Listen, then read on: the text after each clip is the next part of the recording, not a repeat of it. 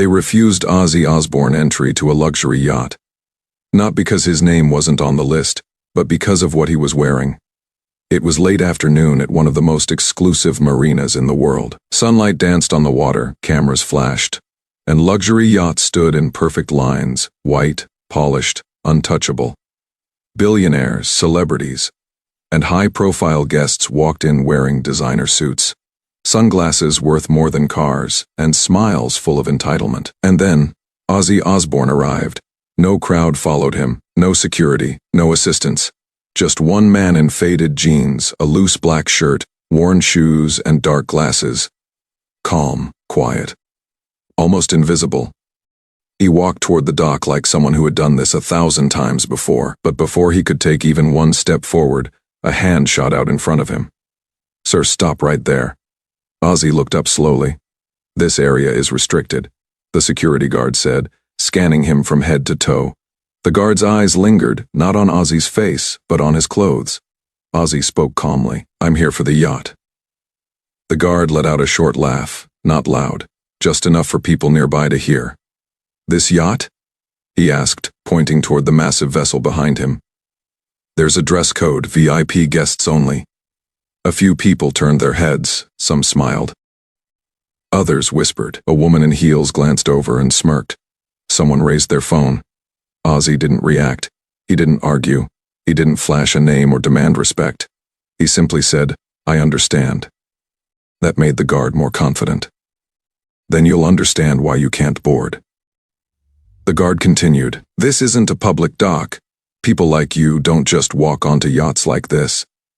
The words hung in the air for a moment. Everything felt still. The water, the crowd, the cameras. Ozzy adjusted his glasses, looked once more at the yacht, and stepped back. To the guards, it looked like another win. Another rule enforced. Another nobody turned away. But what they didn't know, what no one there realized, was that this wasn't just a yacht. And Ozzy Osbourne wasn't just a guest. And in a few moments that single mistake would turn this quiet dock into absolute chaos. The marina went back to its noise almost instantly. Laughter, footsteps, engines humming softly in the distance. To everyone else, it was just another moment. Another man turned away for not fitting the image. Another reminder that money had a uniform, and respect had a price tag. Ozzy stood a few steps back from the dock, hands relaxed at his sides. He didn't look angry. He didn't look embarrassed. He looked amused. Not the kind of smile you show when you win, but the kind you wear when you already know how the story ends. The guards turned their attention elsewhere, stopping other guests, checking names, nodding politely at tailored suits and designer dresses. Each VIP walked past Ozzy without a second glance, as if he had faded into the background, just another shadow near the water. One guard leaned toward the other and muttered, "These people think they belong anywhere." They laughed. Ozzy heard it. He chose not to respond. Instead, he looked out at the yacht. It was massive, sleek, immaculate. The kind of vessel built not to impress, but to dominate. Crew members moved across the deck with purpose, preparing for departure. Champagne glasses were lined up. A banner fluttered lightly in the sea breeze. Everything was ready, except one thing. Ozzy reached into his pocket and pulled out his phone. Not in a rush. Not nervously. He checked the time, tapped the screen once, and sent a short message. Then he slipped the phone back into his pocket. A few seconds passed. Then a minute. The guards grew restless. One of them glanced back at Ozzy, irritated that he was still standing there. "Sir," the guard snapped, walking over again. "I told you already. You need to leave this area." Ozzy nodded politely. "I will. Soon." That answer confused the guard. "Soon," he scoffed. "This isn't a waiting room." Ozzy met his eyes, calm, steady, unreadable. "I know," he said. "That's why I'm not waiting." Something about the way he said it made the guard pause, just for a second. But ego is louder than instinct. "Move along," the guard said sharply, turning away. Behind them, an older crew member, gray hair, weathered face, decades at sea, had stopped what he was doing. He stared toward the dock, squinting slightly. He nudged a younger sailor. "Do you see that man?" The sailor shrugged. "Which one?" "The one they won't let in." The older man frowned. "That face looks familiar." He watched as Ozzy stood alone, unbothered by the whispers, unmoved by the stares. No pleading, no explaining, no anger. That wasn't normal. People who were rejected here usually reacted. Loudly, they argued. They demanded. They nan-dropped. This man did none of that. Instead, Ozzy turned slightly, as if preparing to leave. But not defeated. More like someone stepping aside to let something pass. That's when the sound broke through the marina. Footsteps fast, urgent, voices, low, serious. From the far end of the dock, several men in sharp suits were approaching, not walking casually, but moving with purpose. One of them held a folder. Another was already dialing a phone. The guard straightened instinctively. Something was happening. And for the first time since Ozzy arrived, the power in the marina began to shift. The guards noticed the change before they understood it. The laughter around the marina softened. Conversations paused mid-sentence. Heads turned, not toward the yachts, but toward the dock entrance, where the suited men were moving fast.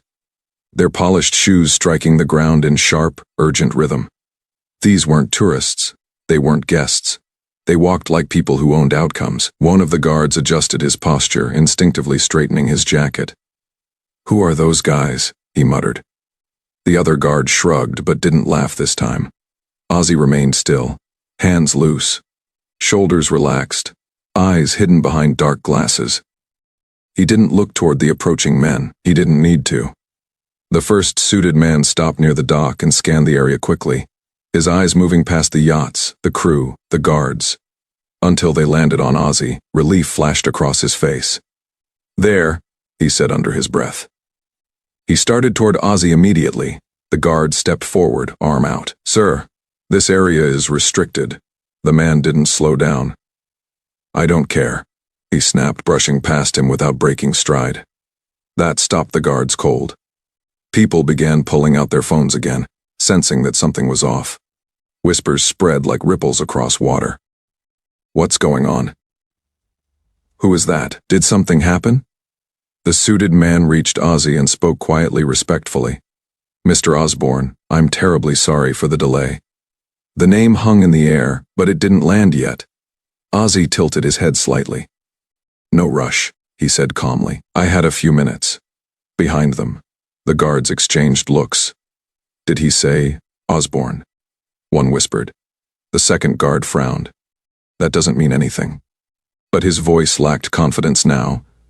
Another man in a suit joined them, holding documents close to his chest. He glanced at the guards briefly, then away, as if they barely existed. "We've been trying to reach you," the second man said. "The captain is waiting. Everything is prepared." Ozzy nodded once. "Good." That was it. No excitement. No raised voice. Just one word.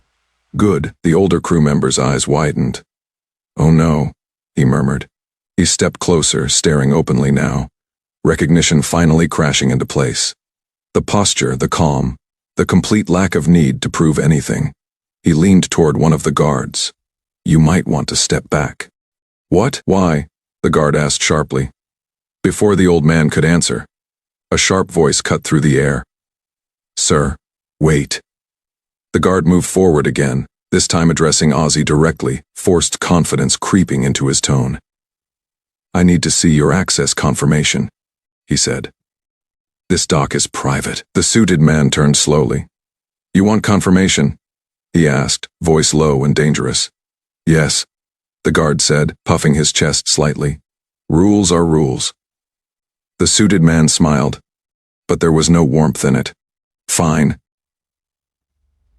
He turned to Ozzy. "Would you like me to handle this, sir?" Ozzy paused. For the first time, he turned his face fully toward the guards. Even behind the glasses, something shifted. "No," Ozzy said gently. "Let them speak." That sentence unsettled everyone. The guard swallowed. "Sir, we can't let you board unless—" "Unless what?" Ozzy asked calmly. The guard hesitated, then gestured vaguely. "Unless you're authorized." Ozzy nodded slowly. I see. He reached into his pocket. The guards tensed. Ozzy didn't pull out a card. He pulled out his phone, unlocked it, and turned the screen outward. The suited men leaned in slightly. One of them smiled. Another exhaled, relieved. The guards stared at the screen, confused at first. Then their faces drained of color. The name. The document. The registration. Ownership. Not guest access. Not VIP clearance. Ownership. The younger guard's mouth opened, then closed again. That's not possible. Ozzy lowered the phone. It is, he said quietly. And it's been possible for a long time. Silence fell heavy over the dock. The crowd leaned in. The older crew member shook his head slowly. I told you. The captain's voice rang out from the yacht. Mr. Osbourne. Every head turned. And in that moment, before the final words were spoken, before the last truth was revealed, the guards understood something terrifying. They hadn't stopped a poorly dressed man from boarding a yacht. They had stopped the man the yacht answered to. And what came next would change everything. The captain stepped off the yacht with urgency in his stride. He was a tall man, uniform crisp expression, tight with concern. Not anger, but embarrassment. The kind that comes from realizing something has gone terribly wrong in public. Mr. Osbourne. He called again, louder this time. The marina froze, every conversation died. Even the water seemed still. Ozzy turned calmly toward the voice.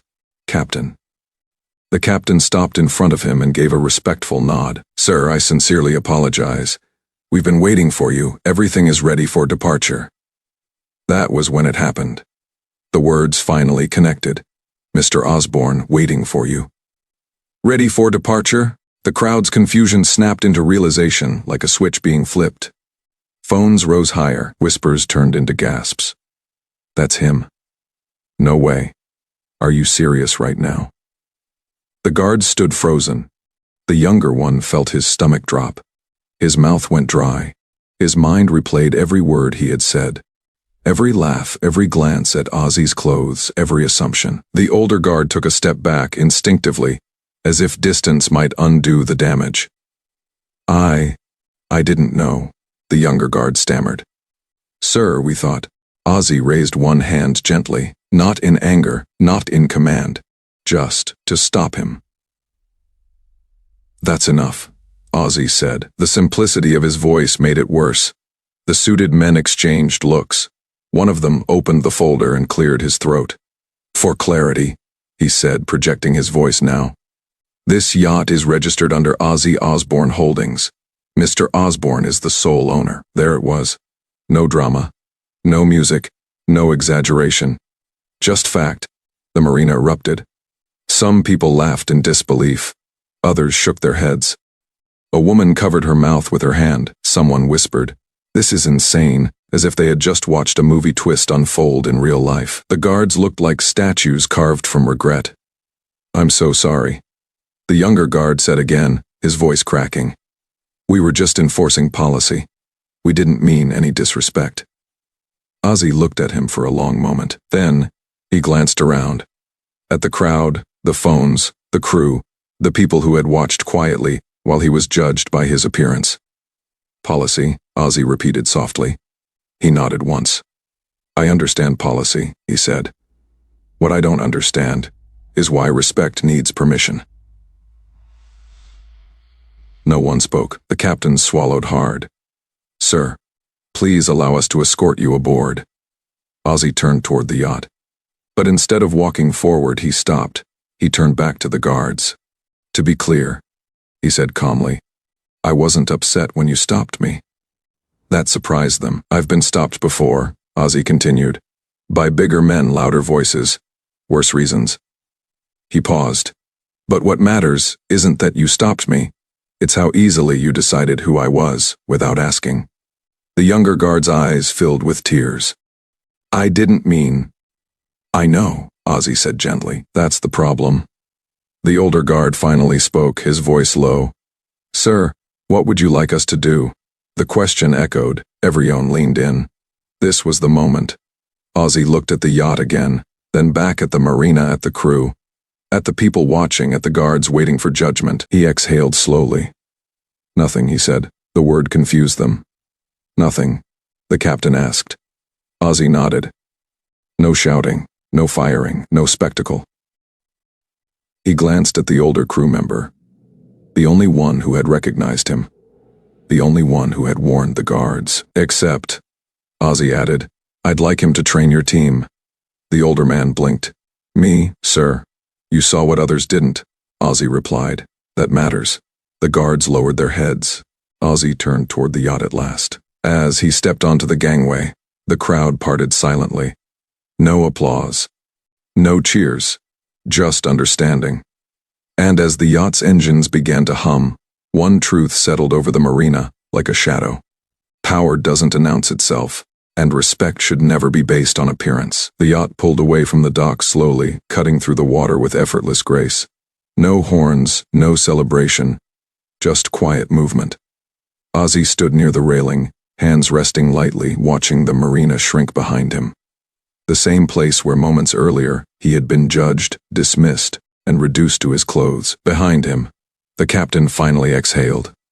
I've never seen anything like that, he admitted. Most people would have exploded. Ozzy smiled faintly. That's usually what people expect. The suited men gathered nearby, still shaken. One of them shook his head. Social media is already going wild. People caught everything. Ozzy didn't look impressed or concerned. Let them watch, he said. Maybe they'll learn something. Back on the dock, the guards hadn't moved. The crowd slowly dispersed, but the silence lingered like a bruise. The younger guard sat down on a bench, staring at the ground, replaying every second in his head. I thought power looked a certain way, he muttered. I thought respect came with signals. The older guard didn't respond right away. Finally, he said, that's the mistake. Real power doesn't need signals. The older crew member, the one Ozzy had pointed out, stood watching the yacht disappear. For decades, he had worked these docks. He had seen arrogance arrive in limousines and humility step off fishing boats. But rarely did the lesson come so clean. Later that evening, the marina management called an emergency meeting. No shouting, no headlines, no dramatic firings. But changes were made, training protocols rewritten, security roles reevaluated, judgment replaced with procedure, and one guard, quietly, was reassigned, not as punishment, as education. On board the yacht, the atmosphere was calm.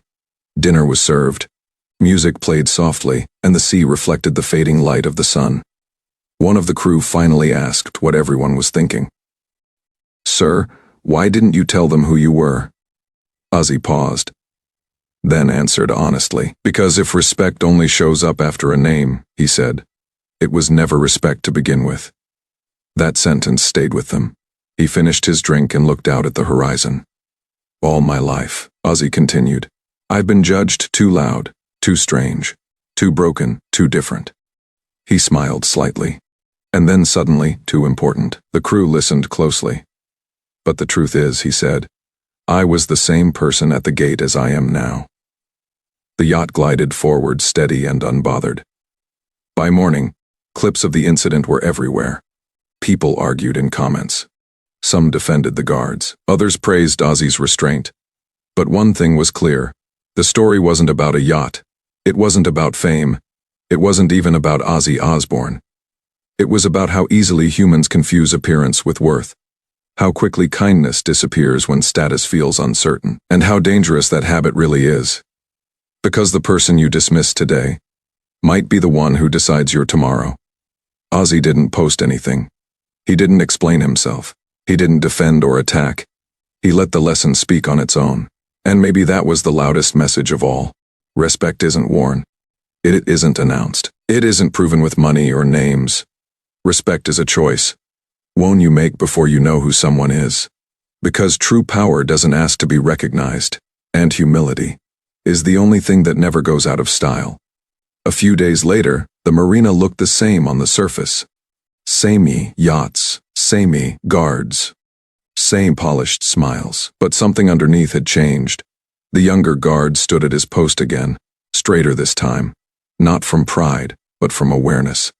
Every guest who walked in received the same greeting, same tone, same patience, no scanning clothes, no quick judgments. He had learned the hard way, not because he was punished publicly, but because he was forced to sit with the truth. That night replayed in his head more than he wanted to admit.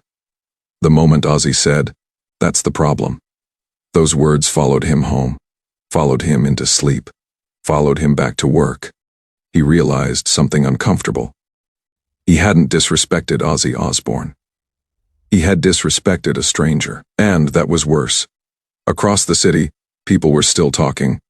Clips circulated with dramatic captions. Some praised Ozzy's calm, others argued about rules, uniforms, authority.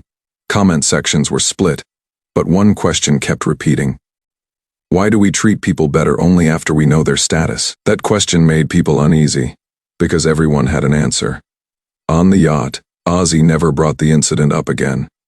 But he noticed the crew had changed. They spoke softer, listened more, judged less. One evening, as the yacht drifted under a sky full of stars, the older crew member, the one who had recognized him, stood nearby.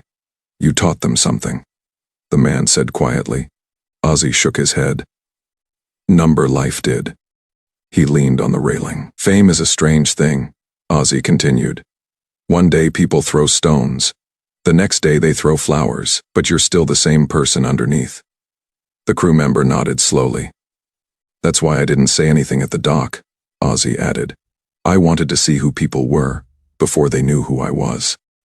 That sentence said everything. One evening as the yacht drifted under a sky full of stars, the older crew member, the one who had recognized him, stood nearby. "You taught them something," the man said quietly. Ozzy shook his head. "Number life did." He leaned on the railing. "Fame is a strange thing," Ozzy continued. "One day people throw stones. The next day they throw flowers, but you're still the same person underneath." The crew member nodded slowly. "That's why I didn't say anything at the dock," Ozzy added. "I wanted to see who people were before they knew who I was." That sentence said everything. Back at the marina, a new sign quietly went up near the entrance. It wasn't flashy. It didn't mention celebrities or VIPs. It read, "Treat every guest with respect. Status is not your job to decide." Most people walked past it, but some stopped and read it twice. That's how change really starts. Not with shouting, not with humiliation, but with awareness. The incident slowly faded from headlines, replaced by the next viral outrage. But for the people who were there, the guards, the crew, the witnesses, it never really disappeared.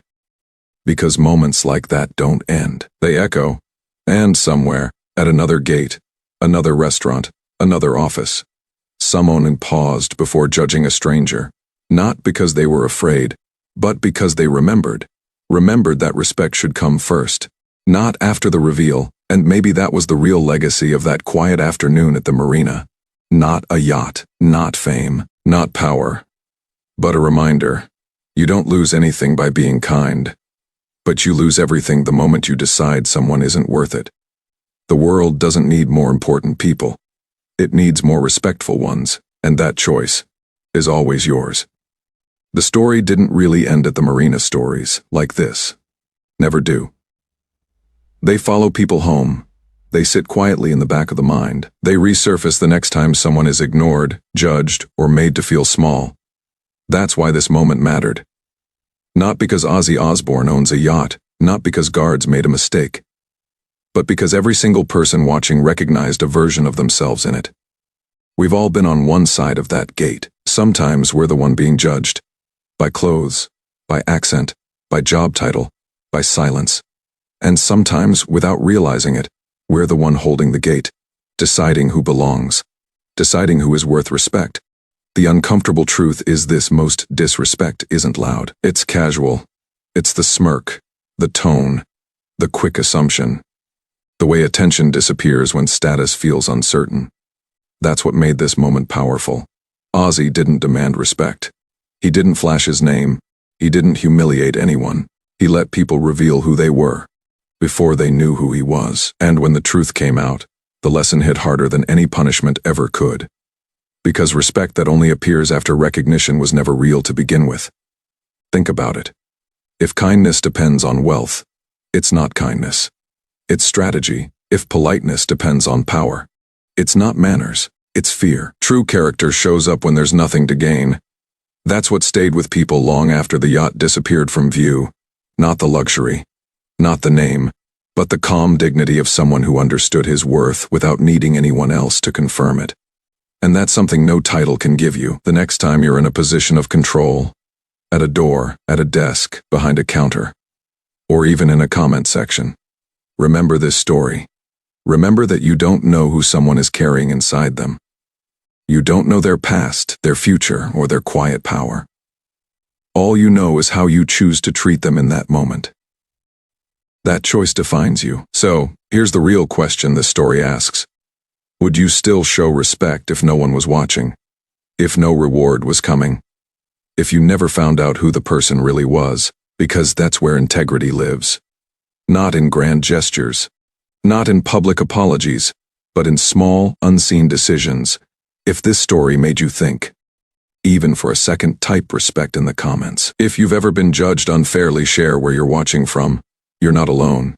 And if you believe humility is the strongest form of power, then carry this lesson with you.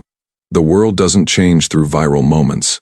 It changes when people choose to be better, quietly, consistently, and without needing credit. That's real strength.